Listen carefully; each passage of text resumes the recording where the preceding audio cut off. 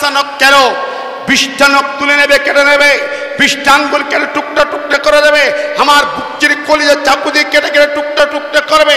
তারপরে বলি আমার ইসলামী আন্দোলনের কার্যক্রম বন্ধ হবে না।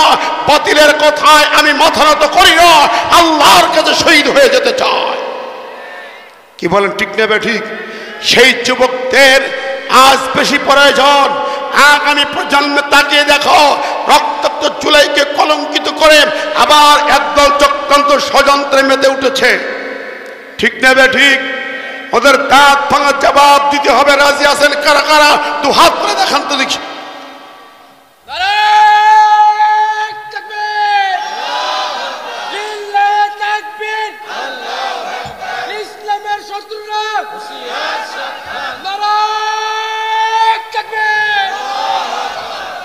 আল্লাহ পাক কবুল করবে, আমিন।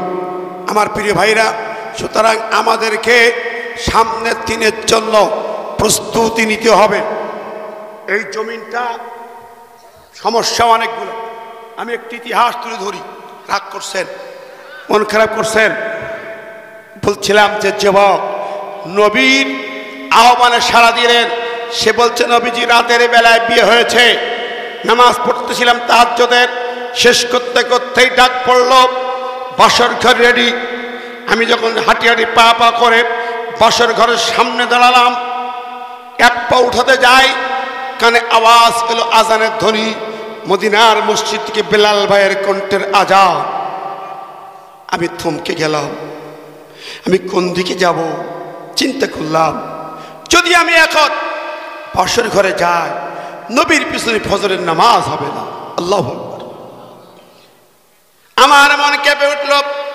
কোরআন বলেছে, ইন্নামাল মুমিনুনা আল্লাযীনা ইযা যুকিরাল্লাহু ওয়াজিলাত কুলুবুহুম ওয়া ইযা তুলিয়াত আলাইহিম আয়াতুহু যাদাতুহুম ঈমানা ওয়া আলা রাব্বিহিম ইয়াতাওয়াক্কালুন।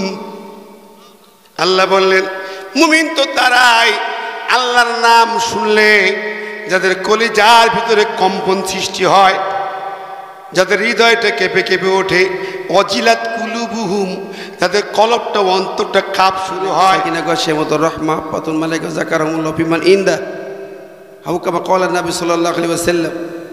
রাসূলুল্লাহ হাদিস 4টা লাভ এখানে। যেই মসজিদে আয়োজন হয় এবং সেখানে কোরআন তেলাওয়াত ও তার দার্স হয়, আল্লাহ রাসূল বলতে 4টা ফায়দা এখানে পাওয়া যায়। 1 নম্বর, ইল্লা নাযালাত আলাইহিমুস সাকিনা, আল্লাহর পক্ষ থেকে সাকিনা নাজিল হয়, প্রশান্তি নাজিল হয়। সুবহানাল্লাহ। 2 নম্বর, গাশিয়াতুর রহমা, রহমত এই জায়গাটাকে ঘিরে রেখে দেয়। সুবহানাল্লাহ। 3 নম্বর, হাফাতুল মালাইকা, ফেরেশতারা যে শ্রোতারা এখানে আসে, ফেরেশতারা তাদের এই ডানা বিছায় দেয় তাদের বসার জন্য। জোরে করেন আল্লাহু আকবার। ফেরেশতা ডানায় বসতে চান না, শয়তানের ডানায় বসবেন। আর রাস্তায় থাকে শয়তান। ফাবিমা আগওয়াইতানি লাকুদান্না লাহুম সিরাতাকাল মুস্তাকিম, সূরা আরাফের 16 নম্বর আয়াত। রাস্তা হচ্ছে শয়তানের অফিস। শয়তানের বাড়ি কোথায় জানেন? বলেন তো, শয়তানের ঘর কোনটা, রাজপ্রাসাদ কোনটা? টয়লেট। শয়তানের বসবাসের ঘর হলো টয়লেট। আর অফিস কোনটা? অফিস হচ্ছে রাস্তা। তাহলে যেখানে ফেরেশতা নানা বিছায় দেয়, এই জায়গায় যদি বসতে না চায়, শয়তানের খপ্পরে পড়তে চায়, এর চেয়ে দুঃখ মুসলমানের আর নাই।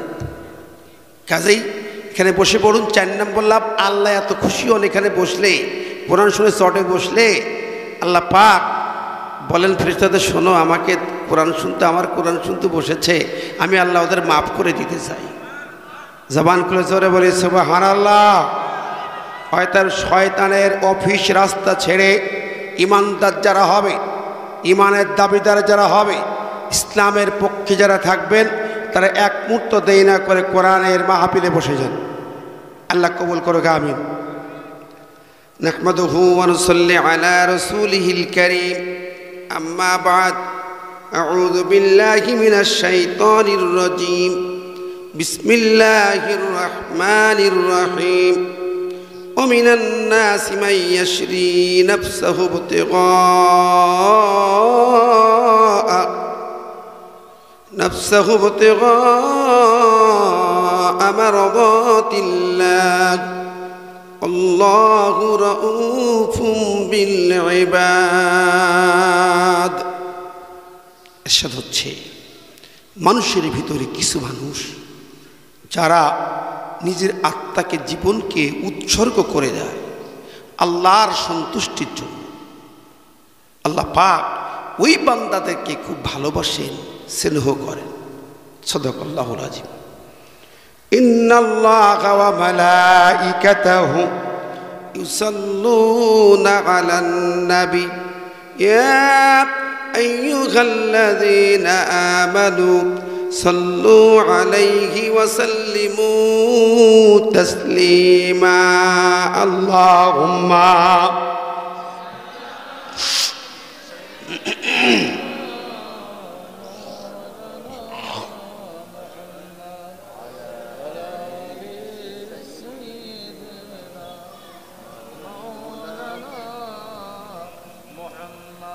প্রিয় হাজিরিন, নবীর শানে দরুদ পড়ছি না?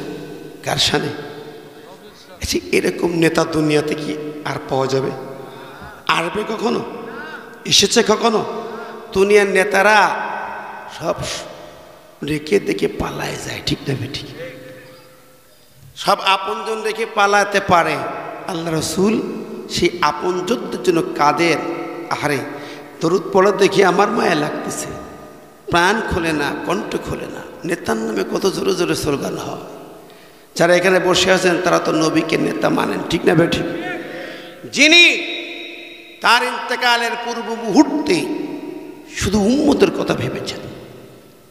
জিবরিল আমিন হাজির, বাবে জিবরিল গেট দিয়ে জিবরিল আমিন ঢুকলেন, সালাম দিয়ে বললেন, ইয়া রাসূলুল্লাহ, আজকে আর একজন মেহমান আছে, অনুমতি দিলে প্রবেশ করবেন, যদি অনুমতি না দেওয়া হয় বলে তাহলে চলে যাবেন। বিশ্বনবী বুঝতে পেরেছেন কি? বলে জিবরিল অনুমতি দিতে বলে, একটা শর্ত, একটা দাবি আমার। কি দাবি? বলে তুমি আল্লাহর কাছে দাবি, তুমি বলো আমি তো চলে যাব রবের ডাকে, মালিকের ডাকে। আমি চলে যাবার পরে আমার উম্মতের কে দেখাশোনা করবে? আল্লাহু আকবার। পাশে ফাতিমা বসা, আয়েশা রানে মাথা দিয়ে শোয়ানো, হাসান হুসাইন বসে কাঁদে। তাদের কথা বললেন না, আমি চলে যাব, বুঝতে পারছি মালাকুল মউত এসেছে, আমি তো চলে যাব, আমার উম্মতের দেখাশোনা কে করবে? বলুন, দুনিয়ার কোন নেতা এই সময় কি উম্মতের কথা ভাববে, জাতির কথা ভাববে? যখন নিজের জান চলে যায় তখন জাতিকে ফেলায় এত উড়াল দিয়ে দৌড় মেরে দিল্লি যেয়ে পড়ে। কথা ঠিক না ঠিক? এই তো দুনিয়ার নেতা। বিশ্বনবী বলছেন আমার উম্মতের কে দেখবে, আগে জবাব দাও। আল্লাহ বলেন নবীকে জানিয়ে দাও তোমার উম্মতের জিম্মাদার সরাসরি আল্লাহ। আরে সে নবী চলে গেলেন। আবার দেখেন হাসর যখন হবে আমরা উঠব, প্রথম আমার ওই নবীকে উঠানো হবে। জিবরাইল আলাইহিস সালাম প্রথম নবীকে ডেকে তুলবেন। নবীজি উঠবেন, সামনে তাকাবেন, কেউ নাই, ডানে কেউ নাই, বামে কেউ নাই, কোনো মানুষ কেউ নাই। জিবরিল কি ব্যাপার, কাউকে দেখি না কেন? সব কিছু আর নামে ভরে দিছ নাকি? জিবরিল কোথায় যাব? মাকামে মাহমুদে চলেন। বলে যাওয়ার আগে জবাব চাই একটা কথা, জিবরিল আইনা উম্মতি। আল্লাহু আকবার। সেদিনও কোথায় আয়েশা, খাদিজা, ফাতিমা, হাসান হুসাইনের কথা জিজ্ঞেস করলেন না, একটাই প্রশ্ন, জিবরিল আমি জানতে চাই আমার উম্মত কোথায়? আইনা উম্মতি, আমার উম্মত কোথায়?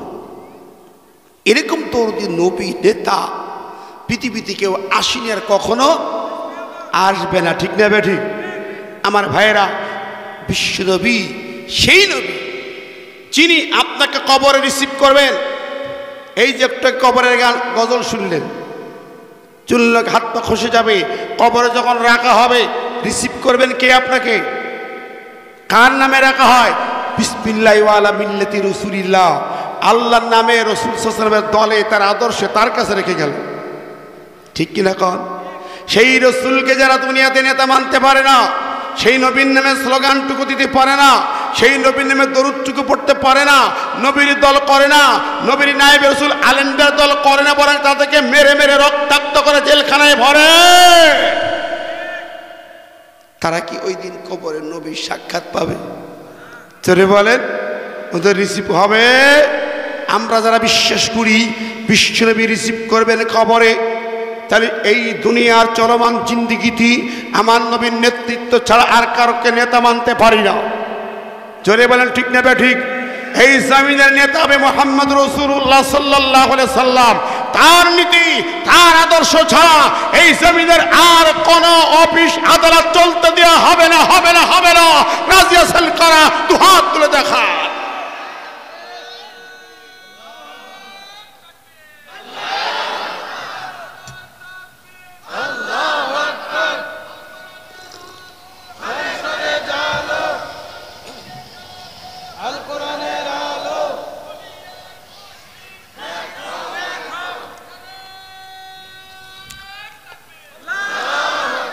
তাহলে সেই নবীর নামে প্রাণ ভরে একটা বদর করি, আল্লাহুম্মা সাল্লি আলা।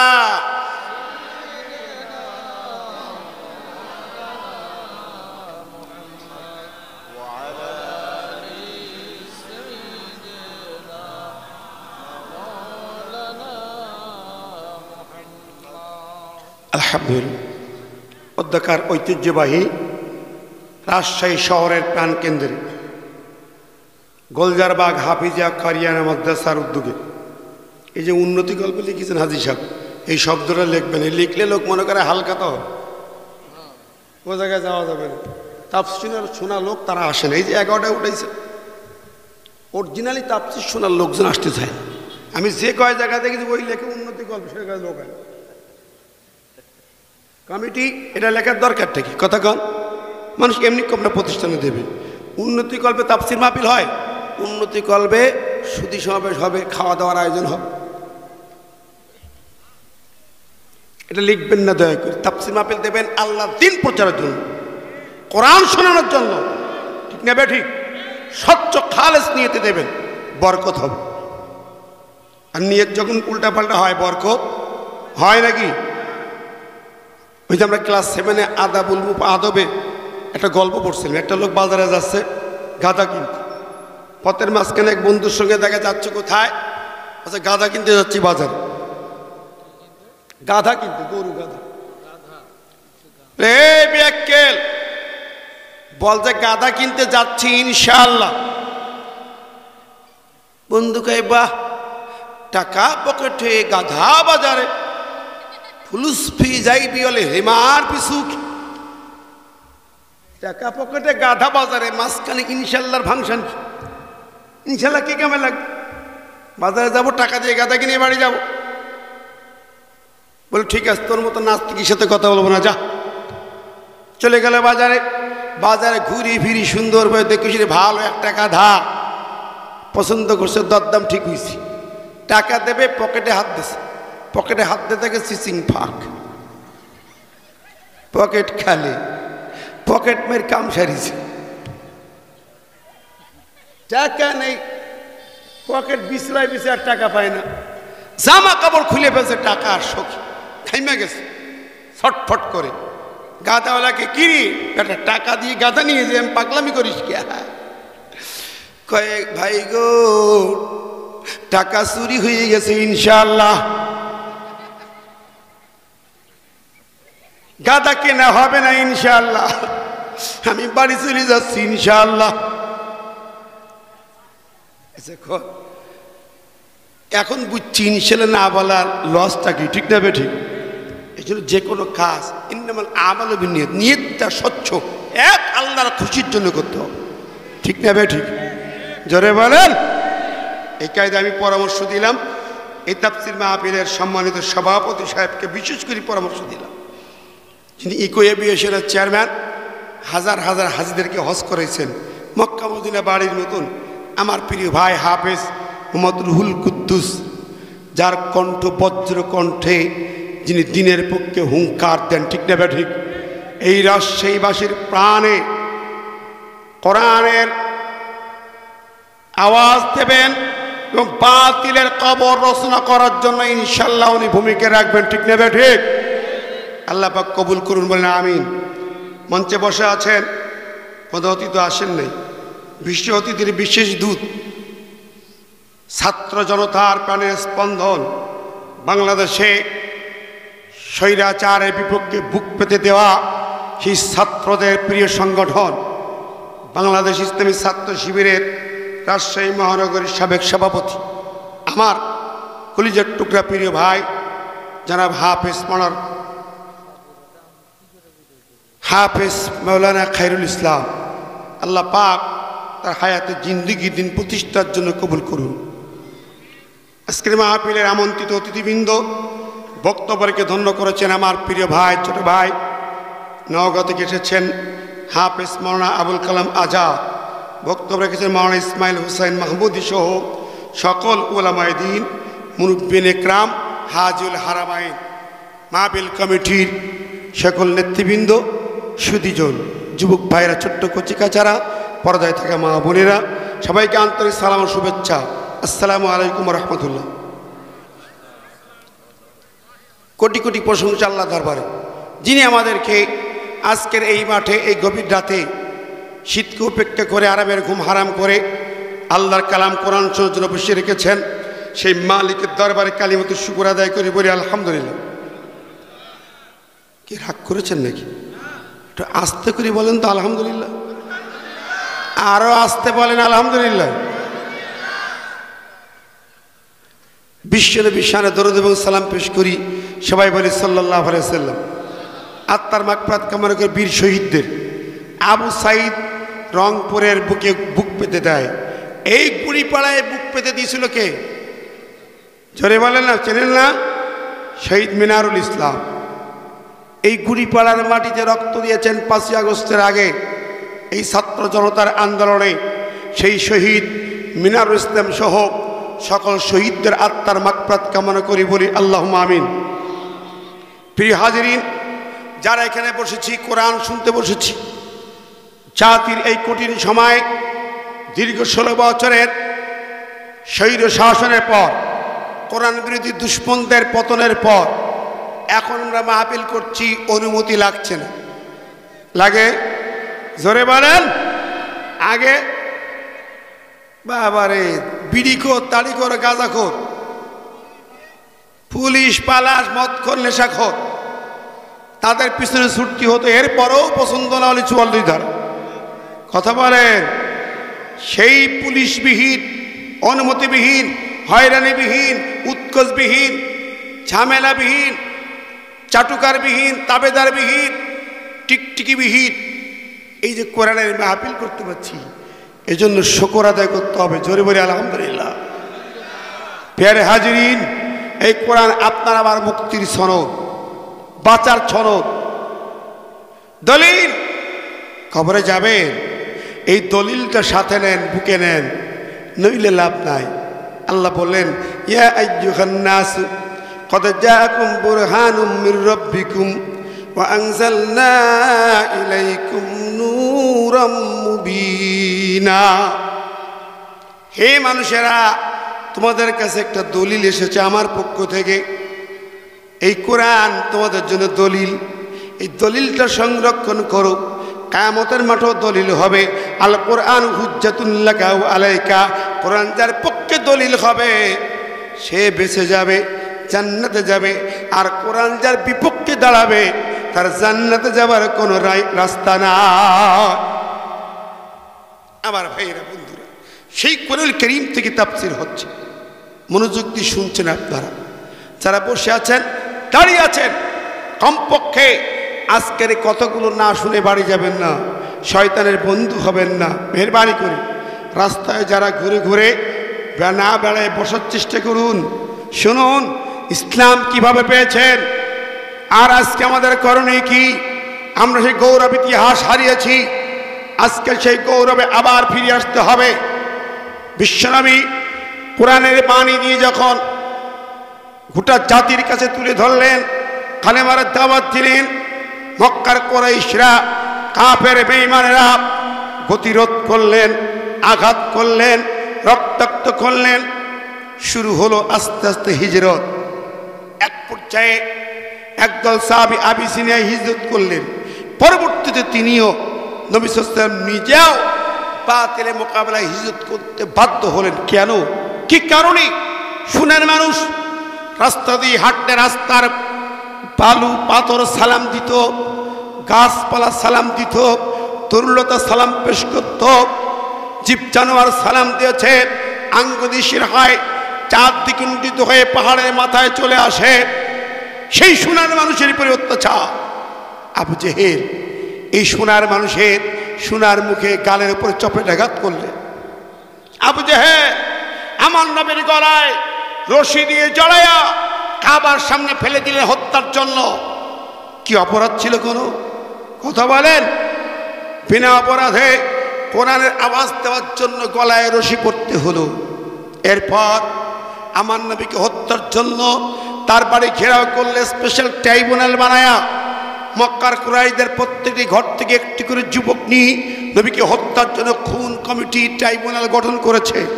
নবীর বাড়ি ঘেরাও করেছে, হাতে হাত পেতে শিকল বেঁধে নবীজির বাড়ি ঘেরাও করা হলো। আল্লাহ পাকের অর্ডার হলো, চলে যাও। নবীজি এক মুষ্টি বালি নিয়ে সূরা ইয়াসিন তেলাওয়াত করতে করতে ফাউমলা ইবসিরিন পর্যন্ত তেলাওয়াত করে ছুরি মারলেন। কাফেরদের চোখে চোখে সব বালি ঢুকে গেল। নবীজি বের হয়ে গেলেন। আল্লাহু আকবার। এখানেই শেষ না। আবু জেহেল ঘোষণা করলো মুহাম্মাদের কল্লা যে আনতে পারবে তাকে 100 উট পুরস্কার দেওয়া হবে। সেই সময়ে দামি উট 100 উট লাল উট পুরস্কার ঘোষণা করা হলো। কোটি টাকার উপরে দাম। কল্লা নেবার জন্য নবীজি নিরাপদে মদিনায় পৌঁছে গেলেন। প্রিয় হাজিরিন, সেই ইসলাম আজকে যে আয়াতটা তেলাওয়াত করেছি, নবী যখন হিজরত করে মদিনায় চলে গেলেন, নবীর এক যুবক সাহাবী যার শানে এই আয়াত নাজিল হয় সূরা বাকারার 207 নম্বর আয়াত।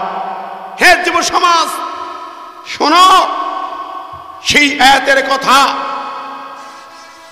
এই যুবক ঘোড়ার পিঠে চললেন, তীরন্দাজ যুবক ছিলেন, তীর ধনুক সাথে নিলেন, খাপের তরবারির সাথে নিলেন। ঘোড়ার পিঠে চলে যখন সামনে গেলেন, কুরাইশরা তার রাস্তা ব্যারিকেড দিল। আবু জেহেলের গোষ্ঠীরা রাস্তায় ব্যারিকেড দিল। সুহাইব রুমি রাদিয়াল্লাহু তাআলা আনহু ঘোড়া থামালেন। কি চাও? ও কাফের মুশরিকেরা, কি চাও? বলো, তোমাকে মক্কা ছাড়তে দেওয়া হবে না। সুহাইব রুমি হাদিসের বর্ণনায় আয়াতের শান নজুল দেখবেন। যুবক বলেন, ও মক্কার কুরাইশিরা, তোমরা আমাকে চেনো, আমি কে? আমি সুহাইব রুমি। আমি কত বড় তীরন্দাজ তোমাদের জানা আছে। আমার তীর কখনো লক্ষ্যভ্রষ্ট হয় না। আমার তীর থেকে কেউ রেহাই পায় না। আমার তীর অনেকগুলো তীর আছে। যদি রাস্তা না ছেড়ে দাও, একটা একটা করে তীর ছুটতে থাকবো। আমার তীর যখন ফুরিয়ে যাবে, আমার তরবারি চালানো হবে। আমার তরবারি কাউকে ফিরায় না, কল্লা নিয়ে নেই। তোমরা জানো আমার তরবারি থেকে রেহাই পাইবা না একটাও। গর্জন দেয়া তাকবীর ধ্বনি দিলেন সুহাইব রুমি। আল্লাহু আকবার। এক তাকবীরে মক্কার জমিন কাঁপে, কাফিরদের কলিজা কাঁপে। যুবক হুঙ্কার দিলেন, ঘোড়ার পিঠে চড়ে জমিন কেঁপে উঠি। ও বন্ধুরি, আজকের এই জমিনে যুবকদের স্লোগানে প্রকম্পিত হইল স্বৈরাচারের রাজপ্রাসাদ। ঠিক না বে ঠিক? জোরে বলেন। ছাত্র জনতার তাকবীর ধ্বনিতে এবং তাদের কণ্ঠে কাঁপল স্বৈরাচারের রাজপ্রাসাদ, কাঁপল গণভবন, কাঁপল গোটা বাংলার রাজপ্রাসাদ। ঠিক না বে ঠিক? জোরে বলেন ঠিক কিনা?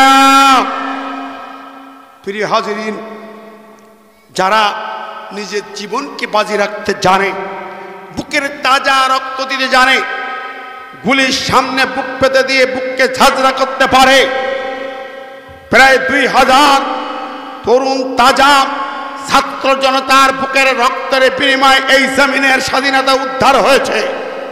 কত ঠিক না ঠিক? জোরে বলেন ঠিক কিনা? হে যুবকেরা, তোমাদের কাজ শেষ হয়নি, শুরু হয়েছে।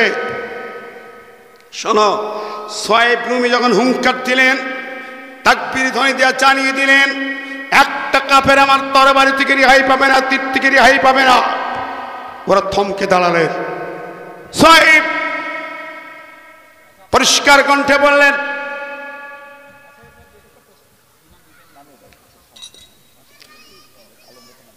পরিষ্কার কণ্ঠে বলে, শোনো, যদি তোমরা কিছু লাভ পেতে চাও যাও, আমার মক্কাতে কিছু ধন সম্পদ আছে, তা নিয়ে যদি খুশি হও নিয়ে নাও। এমন এমন জায়গায়, গোপন জায়গায় বলে দিচ্ছি, পারলে নিয়ে নাও, আমার রাস্তা ছেড়ে দাও। ওরা খুশি হয়ে গেল, বললেন যাও, অমুক জায়গায় এই অমুক জায়গায় সম্পদ আছে। সম্পদের বিনিময়ে ওরা রাস্তা ছেড়ে দিল।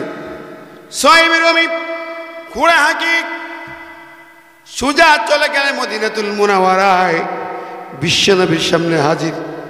যেই না হাজির হলেন, নবীজি বললেন, সোয়াইব রুমি, রিহুল ভাই, তোমার ব্যবসা সফল হয়েছে, তুমি সাকসেসফুল, তুমি কৃতকার্য হয়েছ। শোনো সোয়াইব রুমি, তোমার শানে আল্লাহ পাক এই আয়াত নাজিল করেছেন। কি আয়াত? আল্লাহ বললেন, ওমিনাল নাসি মান ইয়াশরি নাফসাহু ইবতিগা মারদাতিল্লাহ আল্লাহু রাউফুম বিল ইবাদ। আল্লাহু আকবার। এই আয়াতটা আজকে তাফসীরের জন্য পেশ করা। শানে নজুলি পড়লাম। সোয়াইব রুমিকে নবীজি শুনালেন, তুমি তোমার মতো কিয়ামত পর্যন্ত যত যুবক দুনিয়ার সব কিছু ত্যাগ করে আল্লাহর সন্তুষ্টির জন্য জীবনকে উৎসর্গ করে দেবে, তাদের জন্য শুভ সংবাদ। আমিনান নাসি মান ইয়াশরি নাফসাহু ইবতিগা মারদাতিল্লাহ আল্লাহু রাউফুম বিল ইবাদ। জোরে বলুন সুবহানাল্লাহ। মানুষের ভিতরে যারা আল্লাহকে খুশি করার জন্য, আল্লাহর মারদাতিল্লাহ আল্লাহর সন্তুষ্টির জন্য কেবলমাত্র নিজের জান জীবনটাকে উৎসর্গ করে দেবে, আমার আল্লাহ বলেন, আল্লাহ পাক ওই বান্দাকে সবচেয়ে বেশি পছন্দ করেন, ভালোবাসেন। একটু জোরে বলেন সুবহানাল্লাহ। কার কথা? জোরে করেন না, কার কথা? আল্লাহ বলেন, ইন্নাল্লাহা ইউহিব্বুল্লাযীনা ইউকাতিলুনা ফী সাবিলিহি সাফফান কাআন্নাহুম বুনিয়ানুম মারসুস। এই আয়াতের তাফসীর ওই আয়াত চলে আসে, নিশ্চয়ই আল্লাহ তাদেরকেই ভালোবাসেন যারা কেবলমাত্র আল্লাহর জমিনে আল্লাহর দ্বীন কায়েমের জন্য সারিবদ্ধভাবে লড়াইয়ের ময়দানে রাজি হয়ে যায়, যুদ্ধের ময়দানে হাজির হয়ে যায়। আল্লাহ তাদেরকেই ভালোবাসেন। সুবহানাল্লাহ। আল্লাহ কারে ভালোবাসেন? কুরআন তাই বলে। বিশ্বনবী জানিয়েছেন, নবীজির সাহাবীদেরকে তিনি বলেছেন, কে আসো আল্লাহ সন্তুষ্টির জন্য জিহাদের ময়দানে যাবে? বদর যুদ্ধের ডাক এলো, কে যাবে? নবীজি ডাক দিলেন, কে কে যাবে? আজকে আমার সঙ্গে যে যাবে তার জন্য জাহান্নামের আগুন হারাম হয়ে যাবে, আমার সঙ্গে যে যাবে তার জন্য জান্নাত ওয়াজিব হয়ে যাবে, আমার সঙ্গে যে যাবে তার সব গুনাহ কাদা মাফ হয়ে যাবে। আল্লাহু আকবার। যেদিন বদর যুদ্ধের ডাক আসে, মদিনার মসজিদে ফজরের নামাজের পরে আল্লাহর নবী এই ঘোষণা দিলেন, নামাজের সালাম ফিরে বলতেছেন, এই মুহূর্তে আমার সঙ্গে যে যাবে তার তিনটা লাভ হবে। ইয়া আইয়ুহাল্লাযীনা আমানু হাল আদুল্লুকুম আলা তিজারাতিন তুনজিকুম মিন আযাবিন আলীম।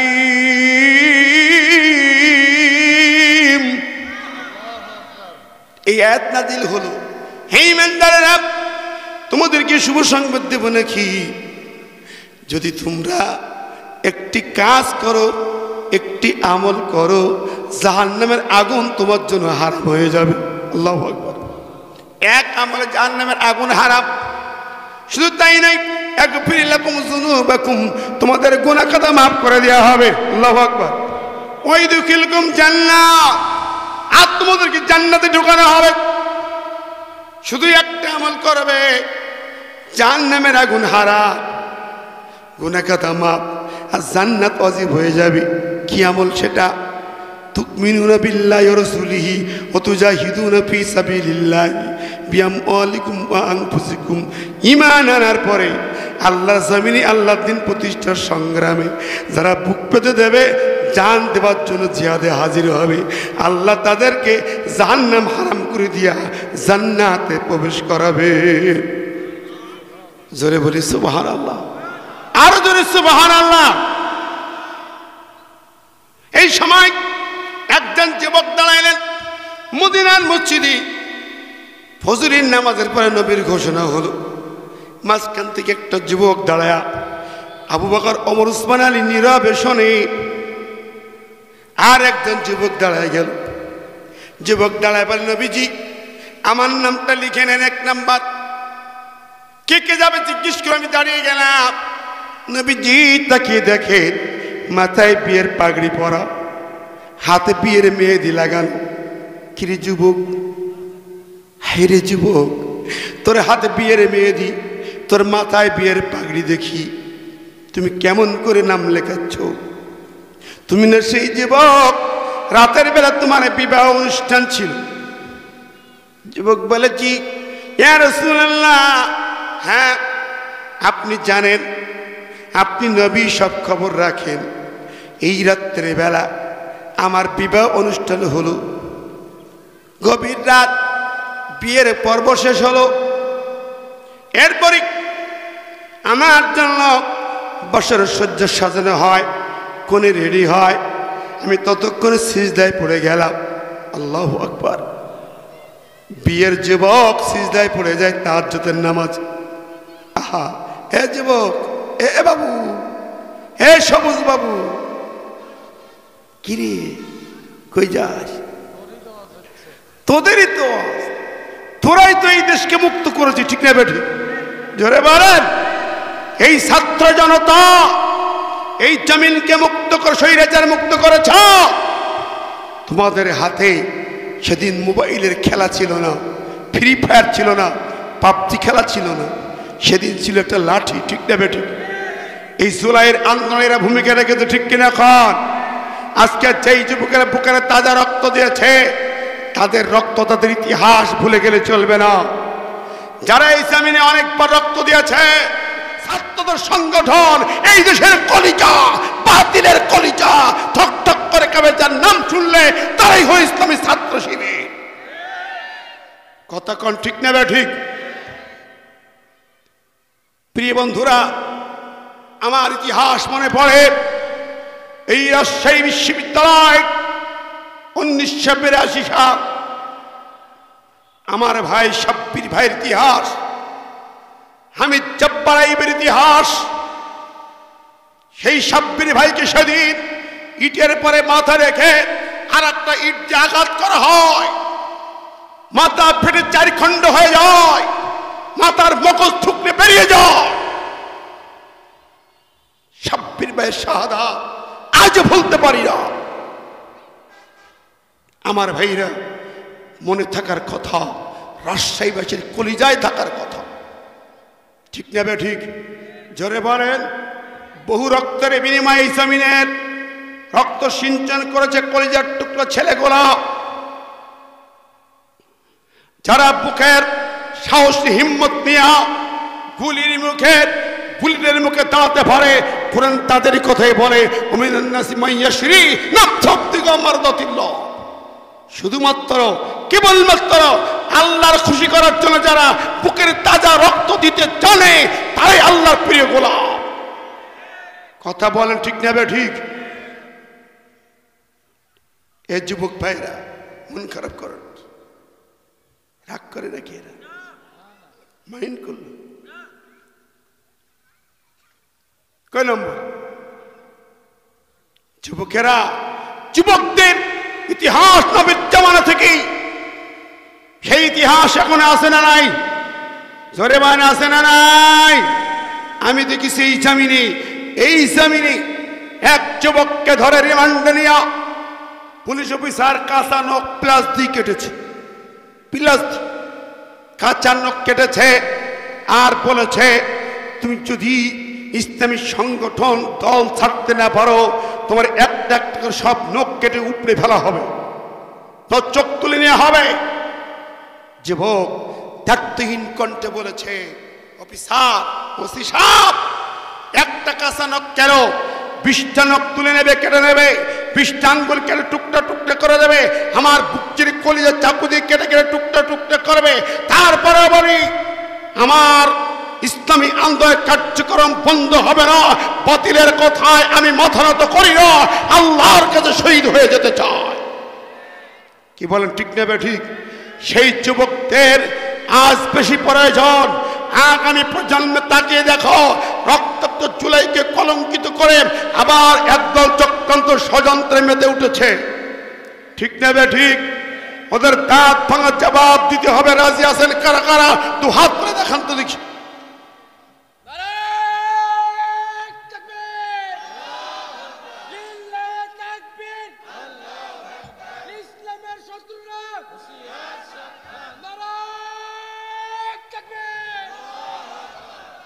আল্লাহ পাক কবুল করবে, আমিন। আমার প্রিয় ভাইরা, সুতরাং আমাদেরকে সামনের দিনের জন্য প্রস্তুতি নিতে হবে। এই জমিনটা সমস্যা অনেকগুলো। আমি একটি ইতিহাস তুলে ধরি। রাগ করছেন? মন খারাপ করছেন? বলছিলাম যে যুবক নবীর আহ্বানে সাড়া দিলেন। সে বলছে, নবীজি রাতের বেলায় বিয়ে হয়েছে, নামাজ পড়তেছিলাম তাহাজ্জুদের, শেষ করতে করতেই ডাক পড়ল, বাসর ঘর রেডি। আমি যখন হাঁটি হাঁটি পা পা করে বাসর ঘরের সামনে দাঁড়ালাম, এক পা উঠাতে যাই, কানে আওয়াজ এলো আজানের ধ্বনি। মদিনার মসজিদ থেকে বেলাল ভাইয়ের কণ্ঠের আজান।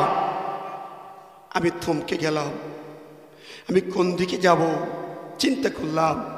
যদি আমি এখন বাসর ঘরে যাই, নবীর পিছনে ফজরের নামাজ হবে না। আল্লাহু আকবার। আমার মন কেঁপে উঠল। কোরআন বলেছে, ইন্নামাল মুমিনুনা আল্লাযীনা ইযা যুকিরাল্লাহু ওয়াজিলাত কুলুবুহুম ওয়া ইযা তুলিয়াত আলাইহিম আয়াতুহু যাদাতুহুম ঈমানা ওয়া আলা রাব্বিহিম ইয়াতাওয়াক্কালুন। আল্লাহ বললেন, মুমিন তো তারাই আল্লাহর নাম শুনলে যাদের কলিজার ভিতরে কম্পন সৃষ্টি হয়, যাদের হৃদয়টা কেঁপে কেঁপে ওঠে, অজিলাত কুলুবুহুম, যাদের কলবটা অন্তরটা কাঁপ শুরু হয়। আল্লাহু আকবার আজান দেয়, আর যুবকেরা চার দোকানে বসে আড্ডা দেয়। আছে না নাই? এখানে মসজিদে আজান হয়, আর মোড়ের মাথায় মুসলমান গাঁজা তাড়ি বিড়ি খায়, নামাজেও যায় না। আবার মাহফিলে কয়, হুজুর রাজনীতি না করি নামাজে রস করেন। ওই গাঁজা তাড়িরা নামাজ তো পড়েই না, আল্লাহর নাম শুনলে কলিজা কাঁপে না। কিন্তু যে যুবক আল্লাহকে ভালোবাসে, আল্লাহরে ভয় করে, তার হৃদয় কাঁপে। ওই যুবক বলে, আমার হৃদয়ে কাঁপ শুরু হয়ে গেল। চিন্তা করলাম, চাই নামাজে চলে যাই, নবীর পিছনে নামাজটা পড়ে আসি, আমার বাসর ঘর তো নষ্ট হবে না, পাবো। এই নিয়ত করে যুবক বেরিয়ে পড়ল। যুবক বলেন, নবীজি এই অবস্থা রেখে আপনার পিছনে ফজরের জামাতে হাজির হয়ে গেলাম। জোরে বলেন সুবহানাল্লাহ। আমল কারে বলে? এই যুবকদের আমলটাই তো আপনার জন্য বিজয় এনে দেয়। ঠিক কিনা কর? আরো জোরে গান, ঠিক কিনা? যুবক বলেন, নবী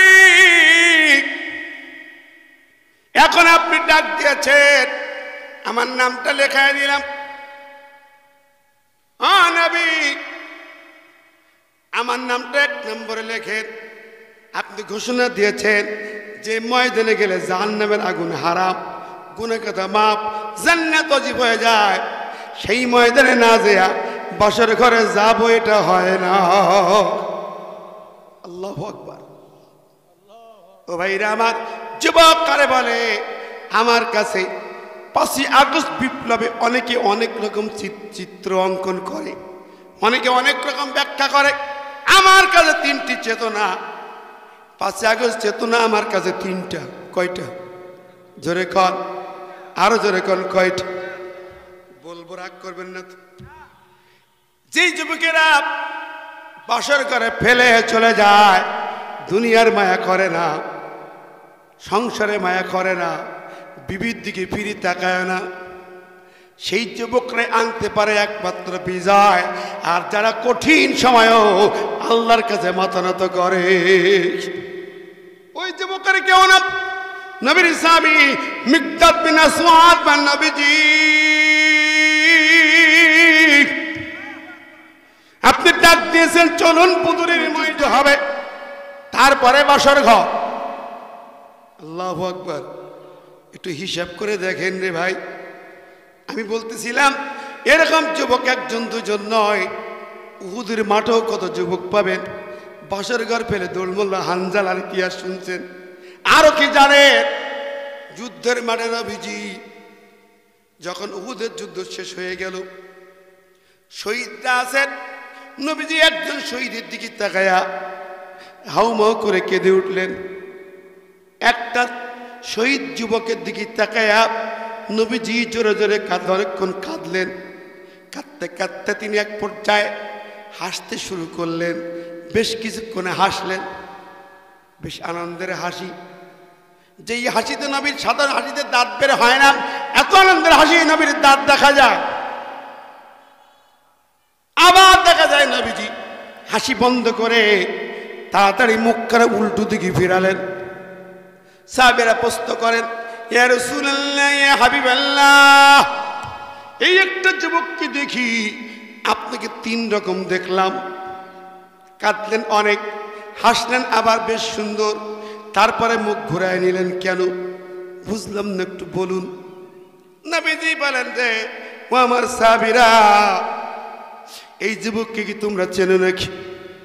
তোমরা কি চেনো? তোমরা কি দেখো নাই যে যুবকটি মদিনার মসজিদের বারান্দায় সারা রাত দাঁড়িয়ে দাঁড়িয়ে নবীকে পাহারা দিত? আল্লাহু আকবার। সারা রাত পাহারা দিত। এই কালো যুবক, আফ্রিকান কালো যুবক, মদিনার কোন মানুষ তাকে ভাই হিসেবে বরণ করেনি, কিংবা খুব মেয়ে বিয়ে দিয়ে জামাই বানায়নি। কারণ কুচ্ছিত চেহারা, কালা চেহারা, অর্থ করি নাই। ইমান আনার কারণে আফ্রিকায় আর ফিরে যায় নাই। গাড়ি বাড়ি সব ছিল, ব্যবসা বাণিজ্য সব ছিল, সব পিছনে ফেলে ইমান এনে নবীর জন্য প্রহরীর দায়িত্ব পালন করে। অবশেষে উহুদ যুদ্ধের আগে তার চোখে মুখের একটু চাহনি ছিল। আমি নবী বুঝি মনটা কি বলে। যুবক ছেলে, আমি বললাম তোমাকে আমি বিবাহ দেব। নবীজি, এই মদিনার কোনো মেয়ের বাবা আমাকে মেয়ে দেবে না। নবী বললেন, আফসোস করো না, আমি নবী তোমার এই কষ্ট দূর করে দেব। এক কলম চিঠি লিখি ওই যুবককে পাঠালে একটা মেয়ের বাবার কাছে। মদিনার ধনাঢ্য ব্যক্তির কাছে পাঠালেন, 2 তলা বাড়ি, তার একটি মেয়ে, অনেক সুন্দরী মেয়ে। তার জন্য নবীজি চিঠি লিখে পাঠালেন। নবী লিখলেন পত্র বাহকের সাথে, তোমার কন্যাকে বিবাহ দাও। ওই মেয়ের পিতা চিঠি পড়ে চেহারার দিকে তাকায় মন খারাপ হয়ে গেল। খিরি, এই পাঠাইছে পাত্র, আরে কালা, চুলগুলা উঁচা উঁচা খোসা খোসা, দাঁতগুলো ওই, চেহারা ঢক। আচ্ছা, তোমার বাড়ি কোথায়? ছিল আফ্রিকা, এখন কোথায় থাকো? কোথায়?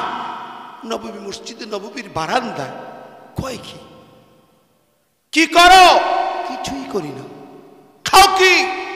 আল্লাহ তো রসুল যা খাওয়া, ওমরা আল্লাহ। আজ এত বড় লোক মানুষ মেয়ে বিয়ে দেবে?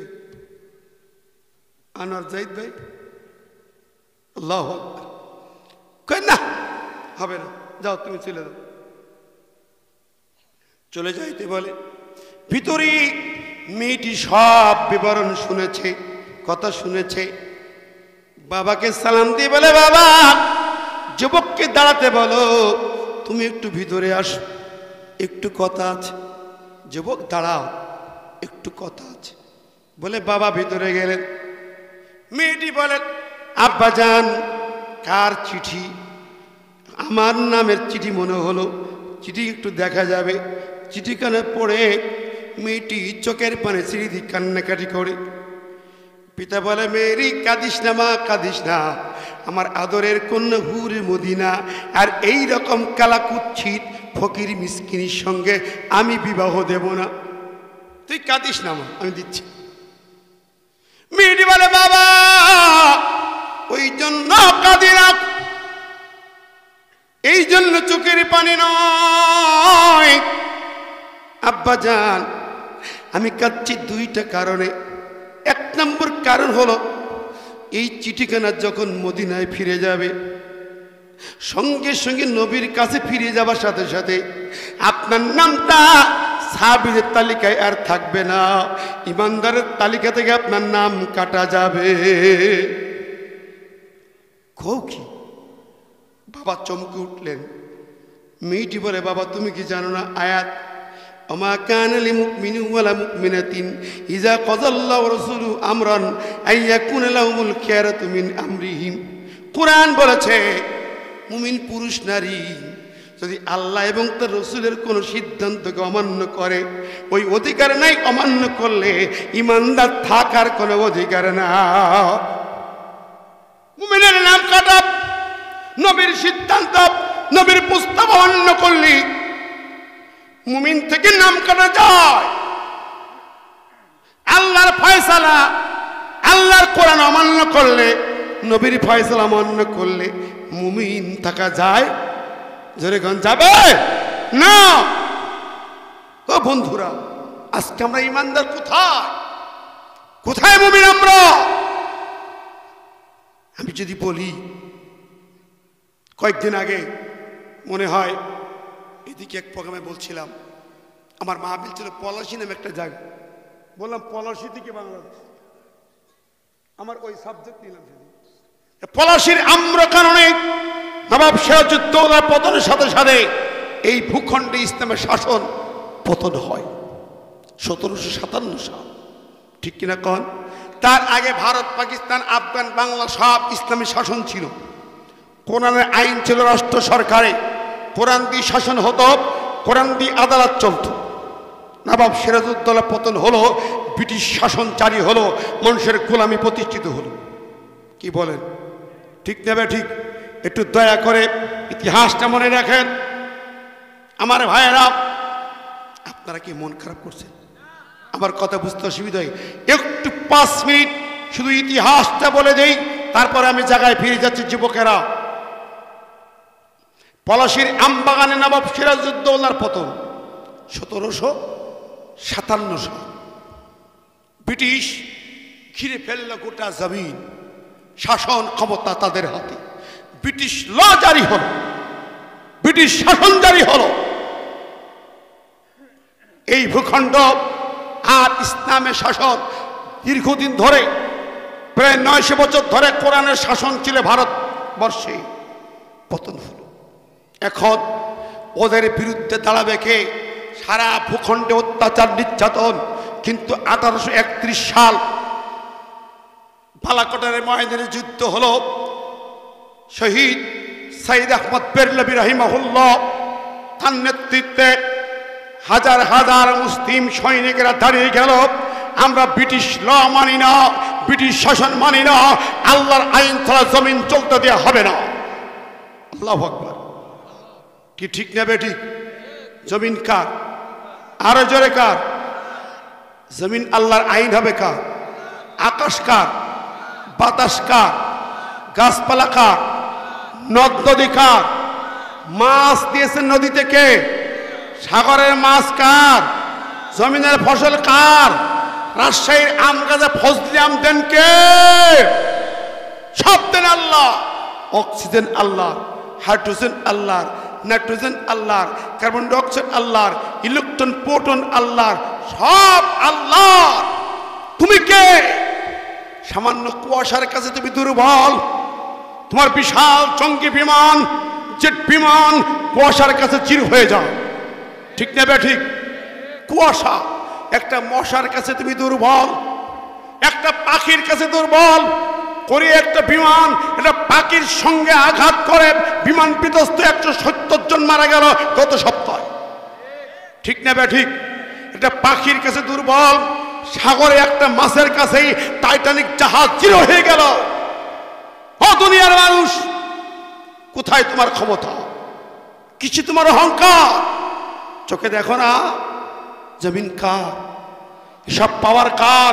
কুল্লাহুম্মা মালিকাল মুলক ইনিল হুকমু ইল্লা লিল্লাহ। জমিন চার, পাওয়ার চার, সব নিয়ামত চার, আইন হবে কেবল তার। এটাই মুসলমানদের স্লোগান, বুকের ভিতরে স্লোগান। কিন্তু মুসলমান তা কেমনে হারালো দেখেন।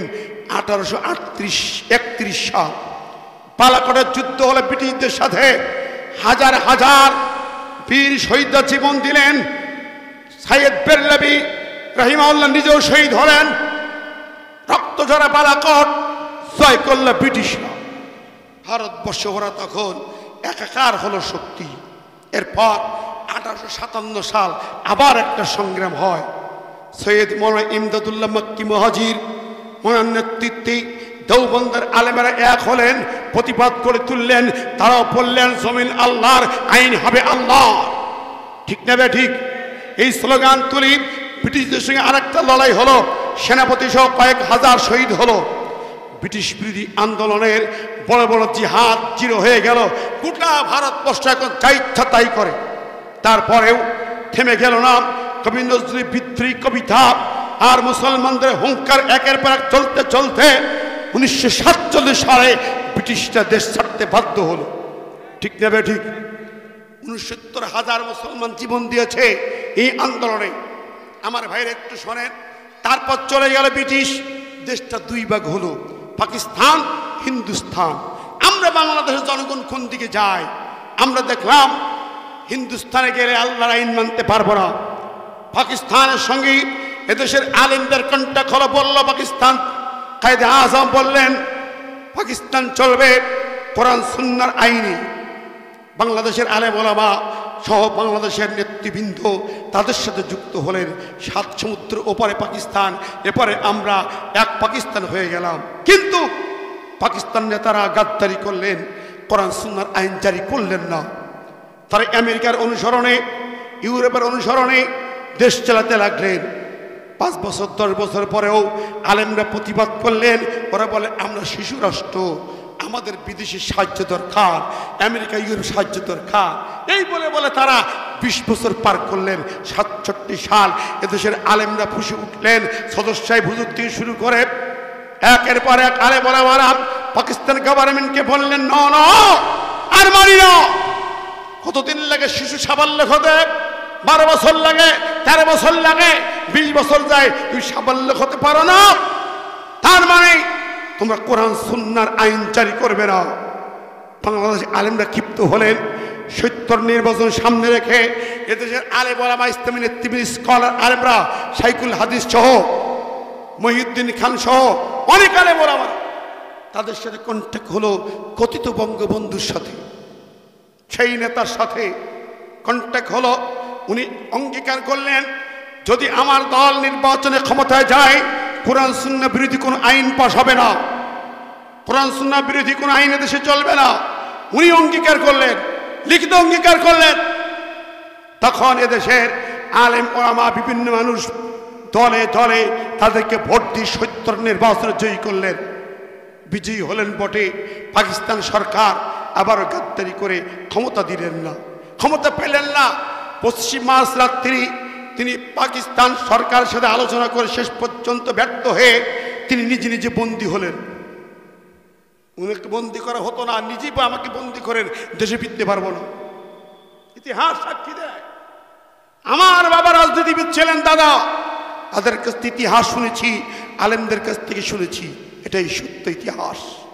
বন্দী হলেন ওখানে, যুদ্ধ হলো 9 মাস, মুক্তিযুদ্ধ হলো, লাখো মানুষের রক্তের বিনিময়ে, অনেক কিছুর বিনিময়ে এদের স্বাধীন হলো। স্বাধীনতার পর বঙ্গবন্ধু 10 জানে ফিরে আসতেছেন। শোনেন একটুখানি, দিল্লি হয়ে আসতেছেন। দিল্লি শ্রীমতী ইন্দিরা গান্ধী, গান্ধী পোকা, উনি একটা চিরকুট দিলেন মুজিব কোটের পকেটে, একটা চিরকুট দিলেন। চারটি মূলনীতি লিখে দিয়ে বললেন, বাংলাদেশে যাচ্ছ, তোমার দেশ স্বাধীন করতে আমরা অস্ত্র দিয়ে সেনাবাহিনী দিয়ে সাহায্য করেছি, লিখে দিলাম 4 মূলনীতি অনুযায়ী দেশ চালাবে। পকেটে চিরকুট নিয়ে বাড়ি এলেন, দেখলেন লেখা সেকুলারিজম, ন্যাশনালিজম, কমিউনিজম, ডেমোক্রেসি। 4টি মূলনীতি লিখে দিলেন, এই মূলনীতির আলোকে সংবিধান তৈরি করে দেশ চালাও। সেই নেতা ভুলে গেলেন অতীত কণ্ঠা, ভুলে গেলেন আলেমদের সাথে কথা, সব ফেলে দিয়ে গ্রেফতারি করে সেকুলার সংবিধান তৈরি করতে ডক্টর কামাল হোসেন নামের নাস্তিকদের হাতে দিলেন। ইতিহাস দেখুন, সংবিধান রচিত হলো 72-এর সেকুলার সংবিধান। এই সংবিধান তৈরি হলো, তারপর চলল পত্র পত্রিকা বন্ধে একটা পত্রিকা চলবে, সব দল বন্ধে একটা দল থাকবে, বাকশাল। আমি দেখেছি আমার বাবা 72-73 আল্লামা সাঈদীর বক্তব্য কবরের মাঠে আমাদের শোনানো হয়েছে। উনি সেই সময় বঙ্গবন্ধুর বিরুদ্ধে হুঙ্কার দিয়েছেন, আলেমদের গ্রেফতারি করেছেন, সেকুলার সংবিধান মানি না। আল্লামা সাঈদীর গর্জন 72-73-74-এ। আল্লাহু আকবার। আমরা মুসলমান ভুলে গেছি ইতিহাস, ভুলে গেছি। সেই সেকুলার সংবিধান রচিত হল, তারপরে প্রেসিডেন্ট জিয়াউর রহমান ক্ষমতায় এসে উনি সংবিধানে বিসমিল্লাহ সংযোজন করলেন। উনি সংযোজন করলেন ঈমান, আল্লাহর প্রতি আস্থা বিশ্বাস। প্রিয় মুসলমান ভাইরা, একটু ইতিহাসটুকু মনে রাখেন, এইটা হলো জ্বলন্ত ইতিহাস। জিয়াউর রহমান বিসমিল্লাহ লাগালেন, ঈমান লাগালেন সংবিধানে, আল্লাহ পাক একটি আমলেও তাকে নাজাত দিয়ে দেবেন ইনশাআল্লাহ। ভাইরা আমার, কিন্তু আবার এই ডাইনি বুড়ি স্বৈরাচার খুনি রক্তচোষা ক্ষমতায় বসার পরে তিনি আবার করলেন কি, সেই সংবিধানে বিসমিল্লাহ কাটলেন, সেই ঈমান কাটলেন, কেটে বাদ দিয়ে দিলেন। ঠিক না বে ঠিক? এই তো সেদিন, আপনারা জানেন কি না, জানা আছে না নাই? কে রাগ করছেন নাকি? সংবিধান বলে রাজনীতি হয়, অজমাপিরি চলে না। মিয়া কে বলেছে? কোরআনে পার্লামেন্ট নামে সূরা, সূরা, সূরা মানে পার্লামেন্ট। আল্লাহ সূরা কেমনে চলবে? আমরু সূরা বাইনাহুম, তোমার পার্লামেন্ট চলবে আমার আইন দিয়ে, আমার কোরআন দিয়ে। মুসলমানের বাচ্চা যদি হব, মুসলমান রক্তে যার জন্ম, সে কোরআন দিয়ে পার্লামেন্ট চালাবে। ঠিক না বে ঠিক? আর বিসমিল্লাহ কাটলে ওরা, তার মানে কি মুসলমানের রক্তদের জন্ম হয়নি। ঠিক না বে ঠিক? ওরে বিরাটে গন্ডগোল। কোরআনে প্রথম আয়াত বিসমিল্লাহ যে কেটে বাদ দিতে পারে, নাস্তিকের বাচ্চা, সেকুলারের বাচ্চা, আবু জাহলের বাচ্চা, ফিরাউনের বাচ্চা, নমরুদের বাচ্চা, এই হলো বেজম্মা জাউস সন্তান। কথা ঠিক না বে ঠিক? বিসমিল্লাহ যারা কাটে, কোরাইশ বেজম্মা উতুল বাদা যালিকা জানিম, এই কোরআনের বাণী সইতে পারে না, বিসমিল্লাহ সহ্য করতে পারে না। ওরাই বেজম্মা, ওরাই জাউস সন্তান হয়ে গুড়িপাড়াবাসী।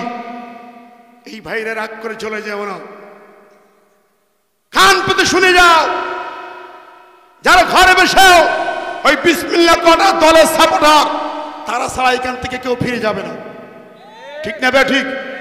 যারা বিসমিল্লাহ কেটেছে, ঈমান কেটেছে, আলেমদের ধরে ধরে জেলখানায় পড়েছে, সেই পত্রকণ্ঠ কোরআনের পাখি আল্লামা সাঈদীকে যারা মামলায় মৃত্যুদণ্ড রায় দিয়েছে, সেই নাস্তিকের বাচ্চা যারা সন্তানগুলা এই দেশে ক্ষমা পেতে পারে না, পারে না, পারে না। কারা কারা চাই বিচার? দুহাত তুলে দেখান।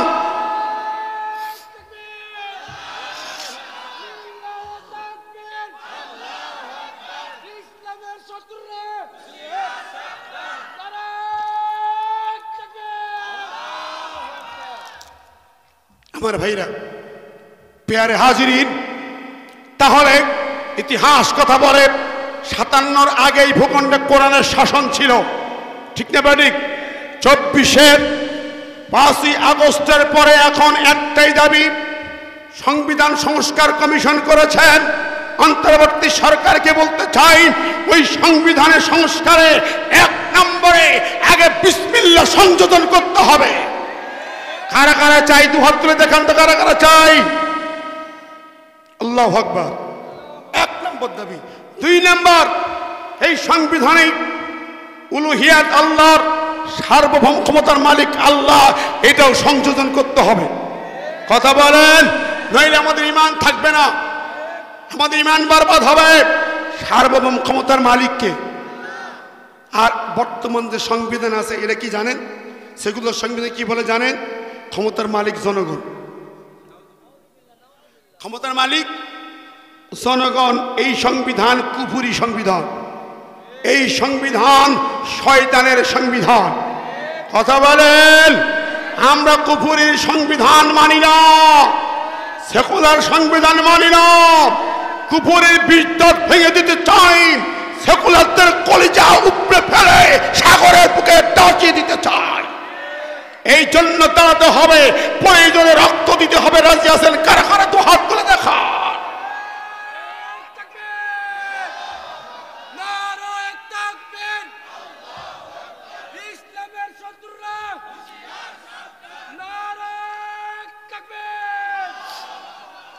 এটাই হলো ঈমানের মূল অংশ।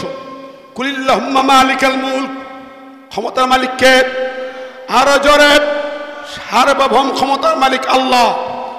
আর একটি দলের নিবন্ধন বাতিল করেছিল আমার হাইকোর্ট। কুফরি সংবিধান তো, সেকুলার সংবিধান, হাইকোর্ট বাতিল করলো কেন? এই নিবন্ধন জামাত ইসলামী বাতিল করেছিল কেন জানেন? রাজাকার সংগঠন তাই না, যুদ্ধপ্রতি সংগঠন হিসাবে না। সংগঠনের গঠনতন্ত্রে লেখা ছিল সংবিধানে সার্বভৌম ক্ষমতার মালিক আল্লাহ। মনে রেখেন কথাটা। হাইকোর্ট বলল এদেশের সংবিধান বলা আছে ক্ষমতার মালিক জনগণ, আপনার সংবিধান সার্বভৌম ক্ষমতার মালিক আল্লাহ, অতএব এইটা আমরা বাতিল করলাম। ও ভাইরা আমার, সার্বভৌম ক্ষমতার মালিক আল্লাহ লেখায় বাতিল হওয়ার মানে কি? এই জমিন থেকে আল্লাহকে বাতিল করা হলো, ঠিক না ঠিক? ক্ষমতার মালিক আল্লাহকে বাতিল করা হলো। ক্ষমতার মালিক ওই হাসিনা, ক্ষমতার মালিক খালেদা, ক্ষমতার মালিক জিয়া, ক্ষমতার মালিক বঙ্গবন্ধু এরশাদ, এটা হতে পারে না। ক্ষমতার মালিক হলো আমার আল্লাহ। জবান করে বলে ক্ষমতার মালিককে। এটা যারা মানবে না, এই পক্ষে যারা থাকবে না, তাদের ঈমান কাটা, ঈমান বাতিল। ওই ঈমানে পয়সা দাম নাই। আমার ভাই ও বন্ধুরা, প্যারে হাজিরিন, আমি কতগুলো বলছি কোরআনে অথেন্টিক কথা। আমার ভাইরা, আল্লাহ বলেন তুই কোরআনে চুমা খাও, কোরআনে ঈমান আছে। তোমার বাবা মারা গেলে সবিনা খতম দাও, কোরআন দিয়ে খতম দাও, দোয়া করো। অথচ আমার আল্লাহ বলেন সূরা নিসায় কোরআনে চুমা খাও, কোরআন তেলাওয়াত করে দোয়া করো, কোরআন দিয়ে নামাজ পড়ো। তুমি যদি সেই কোরআনের বিধান মানতে না পারো, তাহলে তোমার এটার কোনো মূল্য নাই, সব বরবাদ। আল্লাহ বলেন আলাম তারা ইলাল্লাযীনা ইয়াজউমুনা আন্নাহুম আমানু বিমা উনজিলা ইলাইকা ওয়া মা উনজিলা মিন ক্বাবলিক ইউরিদুনা ইয়াতাহাকামু ইলাত তাগুত ওয়া ক্বাদ উমিরু আন ইয়াকফুরু বি ওয়া ইউরিদুশ শাইতানু আন ইউদিল্লাহুম দালালাম বাঈদা। সূরা নিসা 60 নম্বরে আল্লাহ বলে তুমি কি দেখছো এই লোকগুলা, ওরা কোরআনে কি বিশ্বাস করে, আমানু বিমা উনজিলা ইলাইকা, নবীর উপরে নাজিল হওয়া কোরআনকে আল্লাহর কিতাব বলে, মুহাম্মদকে আল্লাহর নবী বলে, কিন্তু মাগার ইউরিদুনা ইয়াতাহাকামু ইলাত তাগুত, সমাজ রাষ্ট্র ক্ষমতার বেলায় ক্ষমতার মালিক আল্লাহকে মানে না, কোরআনের শাসন মানে না, বরং মানুষের তৈরি শাসন মানতে চায়। ইউরিদুনা ইয়াতাহাকামু ইলাত তাগুত, শাসন মানতে চায় তাগুতের। আল্লাহ বলেন ওয়াইউরিদুশ শাইতান, এই লোকগুলো যারা কোরআনকে আল্লাহর কিতাব জেনে ফেলে রেখে দিল আর মানুষের তৈরি শাসন মানতে চাইল, ইউরিদুশ শাইতান, আল্লাহ কয় ওরা হলো শয়তানের মুরিদ। কার মুরিদ? জোরে কোন কার? আরো জোরে কোন কার? এই দেশের মুসলমান ৮০% মুসলমান এই আয়াতটা মানতে রাজি না, এই কথা মানতে রাজি না।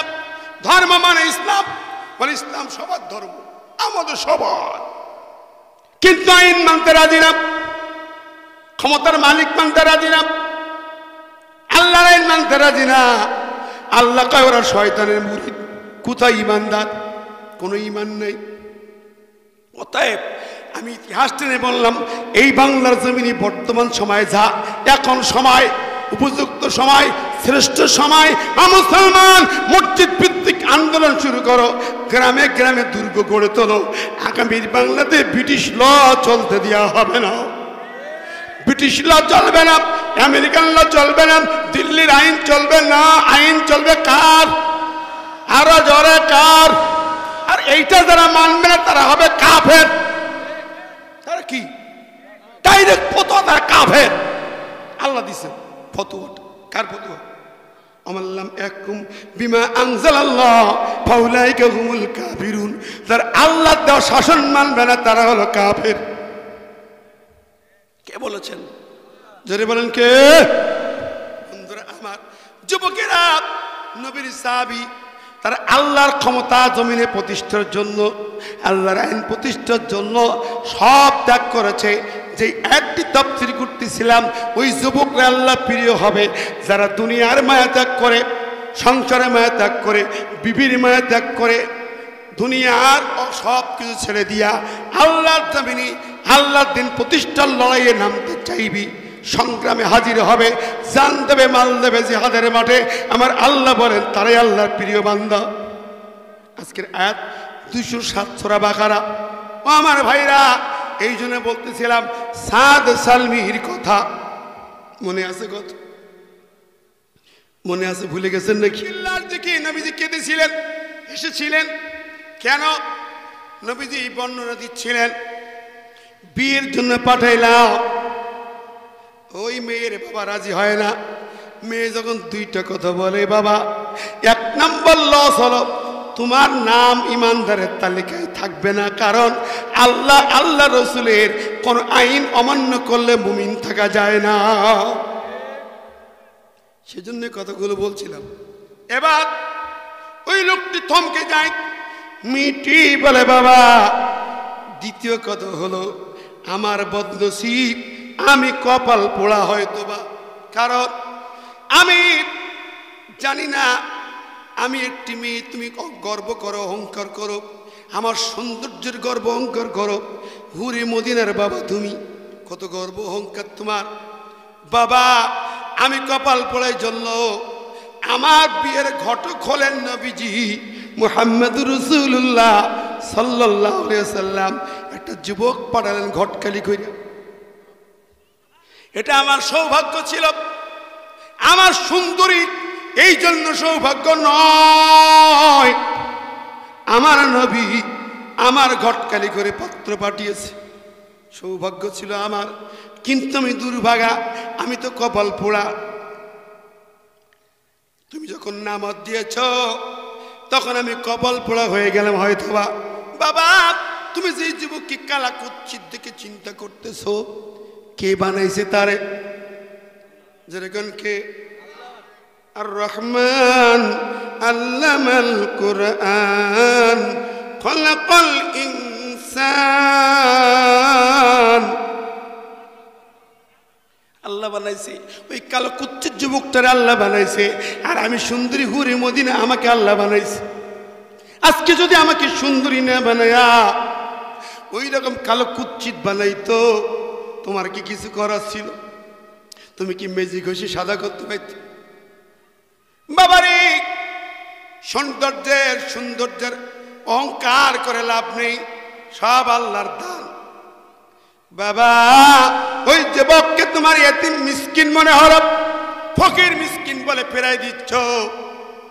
ঘর নাই, বাড়ি নাই, তোমার 2 তলা বাড়ির মালিক তুমি 3 তলা বাড়ির মালিক। কত গর্ব, কত অহংকার তোমার। বাবারে, তুমি 2 তলায় ঘুমাও, আর ওই যুবকটা আফ্রিকার বাড়ি গাড়ি সব ছেড়ে মদিনার মসজিদের বারান্দায় থাকে। সেই যুবক বারান্দায় ঘুমায় না, সারা রাত নবীকে পাহারা দেয়। ওর দাম বেশি না তোমার ঘুমের দাম বেশি? ওর বারান্দায় থাকার দাম বেশি না তোমার 2 তলার দাম বেশি? তোমার আল্লাহ কি বলে নাই, ইন্না আকরামাকুম ইনদাল্লাহি আতকাকুম? তোমাদের মধ্যে সেই বেশি সম্মানিত আল্লাহর কাছে যে আল্লাহকে বেশি ভয় করে। জোরে বলেন সুবহানাল্লাহ। বাবারে, এই 2 তলায় ঘুমানোর চেয়ে যেই যুবকটা মদিনার মসজিদের বারান্দায় ঘুমায়, আল্লাহর কাছে সে বেশি প্রিয়। আল্লাহু আকবার, জোরে বলেন না সুবহানাল্লাহ। অবশেষে বাবা চোখের পানি ফেলে কাঁদতেছে, মারে আর বলিস না, দুনিয়ার সম্পদ সব ধ্বংস হয়ে যাবে, কবরে 1 ইঞ্চি জায়গার দাম হয় না এটার। আমি বুঝি, আচ্ছা মা, রাজি হয়ে গেলাম। যুবককে বললো, যাও দেনমোহর আনো, বিয়ের সজ্জা আনো। বলে, আমার তো টাকা পয়সা কিছুই নেই, বিপদ। যাই হোক, লম্বা কথা আর লম্বা করবো না, সব কিছু শেষ হয়ে গেল, বিয়ে রেডি হয়ে গেল। সজ্জা নিয়ে যুবক যখন যায়, তখন মদিনায় ভেসে এলো একটা আওয়াজ, নবী নাই, নবী নাই, উহুদের মাঠে নবী নাই। এই যুবক অস্থির হয়ে গেল।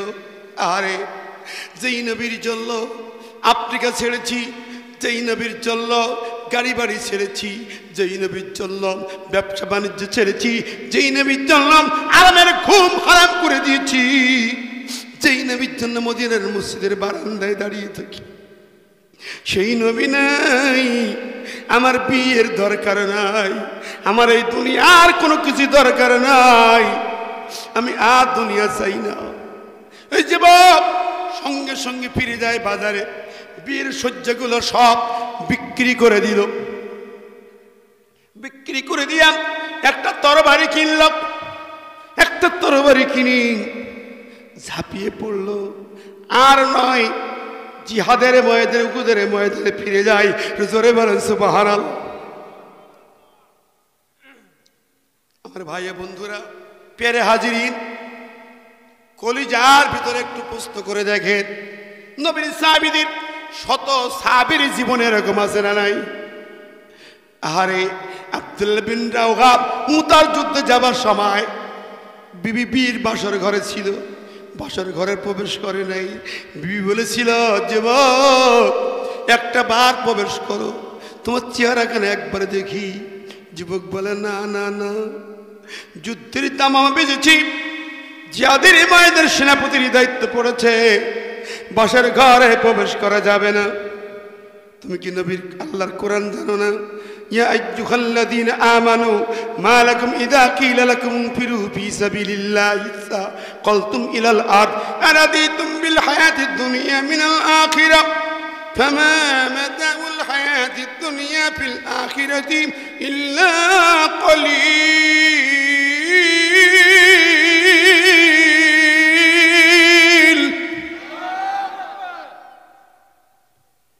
কোরআন খোলো, দেখো সূরা তাওবার 38 নম্বরে আল্লাহ বলে, ওই ইমানদারেরা, যখন তোমাদের জিহাদের ডাক দেওয়া হয়, যুদ্ধের ময়দানে ডাক দেওয়া হয়, তখন তোমরা দুনিয়ার মায়ায় পড়ে যাও, দুনিয়ায় ভারী হয়ে যাও, সংসার বড় হয়ে যায়, বিবি সন্তান বড় হয়ে যায়, ব্যবসার দাম বেশি হয়ে যায়, আর রাদিতুম বিল হায়াতিদ দুনিয়া মিনাল আখিরাহ। তাহলে কি তোমরা দুনিয়ার জীবনকে বেশি পছন্দ করো নাকি? না না না, যুবকটা বেরিয়ে যায়, সালাম দিয়া বিবিকে জিহাদের ময়দানে চলে যায়। জোরে বলেন সুবহানাল্লাহ। আমার নবীর অসংখ্য সাহাবীর জীবন আছে। আহারে, যদি একটু মিলায় দেখেন, এই মিনারুল ভাইয়ের নাকি একটা বাচ্চা আছে, বিবি আছে নাকি? আহারে, ছোট্ট বাচ্চা রেখে, বিবি সংসার রেখে ঝাঁপিয়ে পড়েছে স্বৈরাচারের বিজয়ের জন্য। কথা বলেন, জোরে বলেন। আবু সাইদ বুকটা খুলে দিয়ে বলে, মারো গুলি। বুকের তাজা প্রাণে গুলি চলল। তাহারও বিবি ছিল। তাকায় দেখেন, নবীর সাহাবীদের জীবনের সঙ্গে যতক্ষণ বীর মুজাহিদের জীবন না মেলে, ততক্ষণ আল্লাহর বিজয় আসে না। আহা, আমার ভাইয়েরা, প্রিয় বন্ধুরা, আমি লম্বা করব না আজ। ওই যুবক বেরিয়ে যায়, উহুদের ময়দানে চলে যায়। উহুদের ময়দানে কত কাহিনী আপনারা জানেন। একটি মহিলা দৌড়ায়, একজন বলে, কোথায় যাও?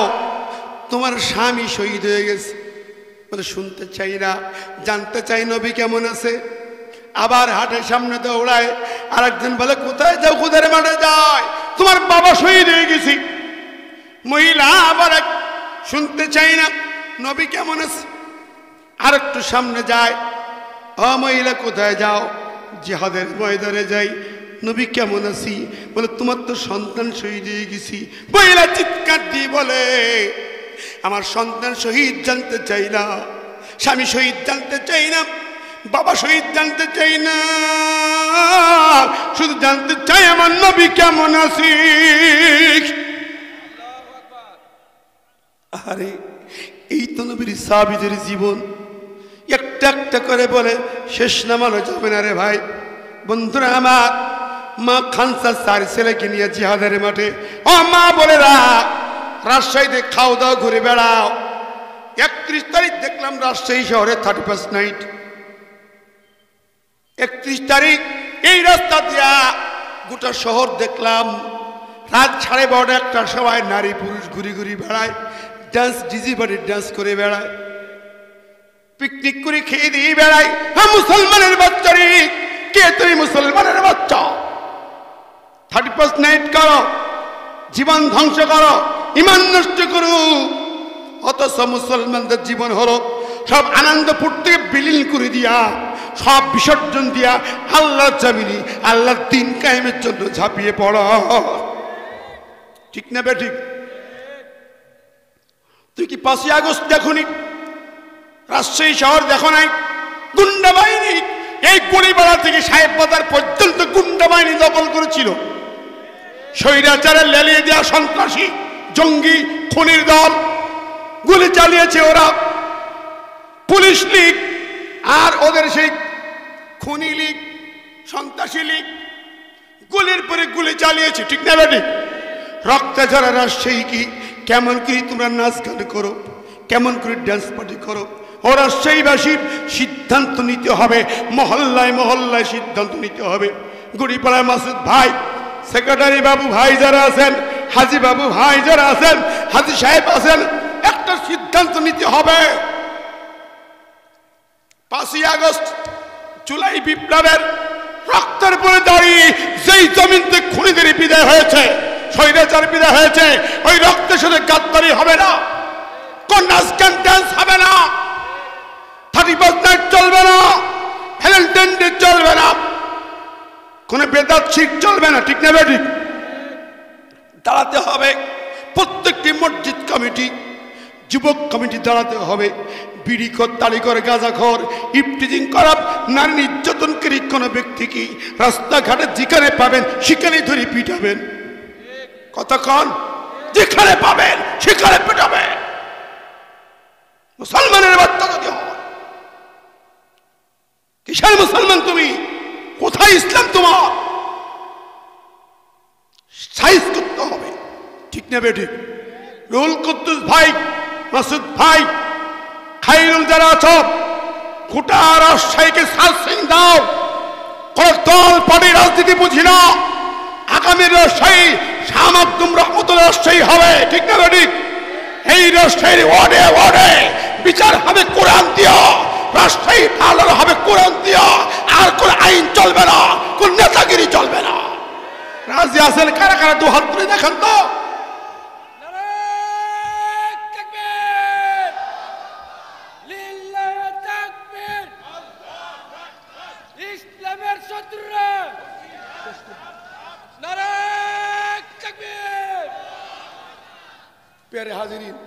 আমাদেরকে সেই পরিকল্পনায় আসতে হবে। ঠিক না ঠিক?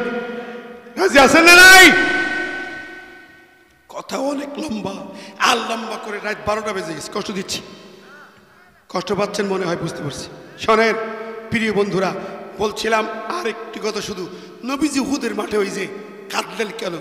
সাবিরা, আমি আমার ওই সাদের জন্য কাঁদলাম, যেই মদিনাবাসী, আরে কেউ তাকে গ্রহণ করতে চাই নাই, পরিশেষে একটা ব্যবস্থা করলাম, কিন্তু সে বিয়ের শয্যা ফেলে জিহাদের মাঠে নবীর প্রেমে, আল্লাহর প্রেমে ঝাঁপিয়ে পড়েছে, শহীদ হয়ে গেছে, তাই আমি কাঁদছি। আচ্ছা নবী কাঁদলেন, কিন্তু হাসলেন কেন? সাহাবীরা, আমি যখন কেঁদি, কেঁদে কেঁদে পেরেশান হয়ে যাই, জিব্রাইল আলাইহিস সালাম হাজির হলেন, আমার চোখের সামনে একটা ছবি ধরলেন। নবীরে কাঁদেন কেন? এই দেখেন সিসিটিভি ক্যামেরা, এই দেখেন ভিডিও কনফারেন্স। নবী,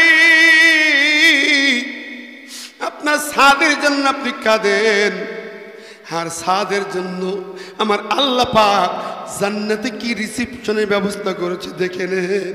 আল্লাহু আকবার। জান্নাত সাজানো হয়েছে, বর্ণাঢ্য গেট করা হয়েছে, ওই গেটে এত সুন্দর সাজানো। এরপরে তাকে দেখেন জান্নাতে, তাকে মদিনার হুরের বিয়ে হয় নাই, জান্নাতে তার জন্য 72টা হুর দাঁড়িয়ে আছে। আল্লাহু আকবার। নবী বলেন, আমি ওই দৃশ্য থেকে হেসে ফেললাম, আমি হাসতে লাগলাম, আনন্দের হাসি। আমার সাদের জন্য আল্লাহ কত ব্যবস্থা করেছেন। আল্লাহু আকবার। এরপরে আমি যখন হাসতেছিলাম, তাকিয়ে দেখি সাদের এলান হলো, সাদ আসতেছে, হুরেরা রেডি হও। ওই হুরেরা তখন দৌড় শুরু করেছে, জান্নাত থেকে গেট পর্যন্ত দৌড়ায়, কে আগে সাদকে রিসিপশন দেবে। আল্লাহু আকবার। আমি দৃশ্য দেখে হাসতেছিলাম বটে, কিন্তু দেখি এত জোরে উড়ে দৌড়ায়, বাতাস লেগে পায়ের গোছা থেকে কাপড় সরে যায়, পায়ের গোছা বেরিয়ে যায়, পায়ের গোড়ালি বেরিয়ে যায়। আমি নবী হুর মেয়েদের ওই অংশ দেখতে পারি না, এই জন্য আমার চোখটা মুখটা ফিরায় নিলাম। আল্লাহু আকবার। জোরে গান সুবহানাল্লাহ, আর জোরে বলেন সুবহানাল্লাহ। একজন শহীদের কত দাম। ওয়ালা তাকুলু লিমান ইউক্তালু ফি সাবিলিল্লাহি আমওয়াত বাল আহইয়াউ ওয়ালাকিন লা তাশউরুন। তোমরা কি ভেবেছো আল্লাহর জন্য যে আল্লাহর খুশির জন্য শহীদ হয়? আল্লাহ বলছে তাকে মৃত বলো না, সে জীবিত। আল্লাহ তারপরে খুশি। জোরে কান সুবহানাল্লাহ। সুতরাং প্রিয় ভাইরা আমার, এই জমিনে হাজার হাজার যুবকদের রক্তের বিনিময়ে সেই জমিন মুক্ত হলো। এই জমিনে যারা ইসলামের জন্য, কোরআনের জন্য স্বপ্ন দেখেছেন, আমি বলতে চাইছি আগামীর বাংলাদেশ, 54 বছরের বাংলাদেশ আর 25 সালের বাংলাদেশ এক হতে পারবে না। এতদিন সেকুলার সংবিধান ছিল, ওই 72 সংবিধান চলবে না। এখন সংবিধান হবে আল কোরআন। ঠিক নেবে ঠিক? জোরে বলেন ঠিক নেবে ঠিক? বিএনপি জামাত চরমনায় হেফাজত খেলাফত এক হয়ে যাও। আগামীর পার্লামেন্ট হতে হবে কোরআনের পার্লামেন্ট। রাজি আছি না নাই? এর জন্য যদি প্রয়োজন হয় রক্ত দিতে হয় রক্ত দেব, জীবন দিতে হয় জীবন দেব, কিন্তু আল কোরআনকে আমরা পার্লামেন্টে নিয়ে যাবো ইনশাআল্লাহ। কারা কারা রাজের দুহাত তুলি, নারায়ে তাকবীর, নারায়ে তাকবীর। আল কোরআনের আলো পার্লামেন্টে জ্বালো। এই আলো পার্লামেন্টে জ্বালানোর জন্য যিনি জ্বালামাই বক্তব্য দিতেন, তাকে আমরা হারিয়েছি। একটি বছর যদি পেতাম বঙ্গভবনে বসিয়ে দিতাম। ঠিক না ঠিক? আল্লামা দেলাওয়ার হোসাইন সাইদি, প্রাণের পাখি শহীদ সাইদি রাহিমাহুল্লাহ, তার জন্য বিচার হয়েছে। সেই অন্যায় অবিচার প্রসঙ্গে কিছু কথা এই বইতে লেখা আছে। আল্লামা সাইদি, এই বইটা এখানে হাজী সাহেবের নিয়ন্ত্রণ এখানে আছে, মাত্র 50 টাকা দাম, আপনার নিয়ে যাবেন। আমি নই, এখানে এই রাজশাহীবাসী আপনারা এই বইটার উপর সম্মান করে নিয়ে যাবেন ইনশাআল্লাহ। যারা কোনে পাখি তাকে ভালোবাসেন তার জন্য এখান থেকে সারা দেশে পাবলিশড হয়েছে। এটা আমার হাজী সাহেব ভাইয়ের নিয়ন্ত্রণে আছেন, আপনার নিয়ে যাবেন ইনশাআল্লাহ। কোনে পাখির জন্য প্রাণ ভরে দোয়া করুন, তার স্বপ্ন যেন বাস্তবায়িত হয়। ঠিক না ঠিক? জোরে বলে আমিন।